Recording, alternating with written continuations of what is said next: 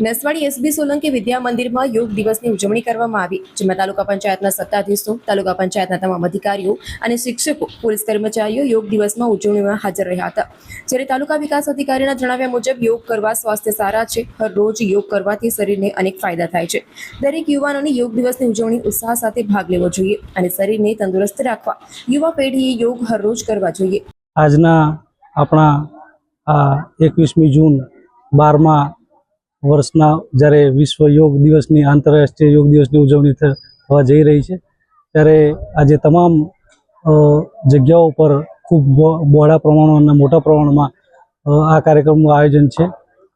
અત્રે નસવાડી તાલુકા કક્ષાનો જે વિશ્વ યોગ દિવસની ઉજવણી કરવામાં આવી, તેમાં તમામ ગ્રામજનો તેમજ અન્ય તમામ પદાધિકારીઓ તેમજ જાગૃત નાગરિકો જોડે જોડે અન્ય કોલેજ સ્કૂલના તમામ બાળકો પણ હાજર રહ્યા છે।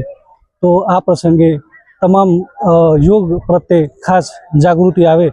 માનનીય વડાપ્રધાન સાહેબશ્રીનો એક જ ઉદ્દેશ છે કે દરેક વ્યક્તિ પોતે શારીરિક જાગૃતિ કેળવે, જે અંતર્ગત આજે યોગ દિવસની ઉજવણી કરવામાં આવી છે અને તમામ ગ્રામજનોએ આ કાર્યક્રમમાં ખૂબ ઉત્સાહથી એની અંદર તમામ ઉપસ્થિત રહ્યા છે। વિશ્વ નેતા દેશના વડાપ્રધાન શ્રી માનનીય નરેન્દ્રભાઈ મોદી દ્વારા જેમનું સપનું હતું કે ફિટ ઇન્ડિયા, જ્યારે આપણે પોતે ફિટ થઈશું તો આપણે દેશ આગળ વધારીશું, એના સૂત્ર સાથે 2047માં વિકસિત ભારતનું સપનું પૂરું કરવું હશે તો પ્રત્યેક ભારતનો નાગરિક એ ફિટ હોવો જોઈએ।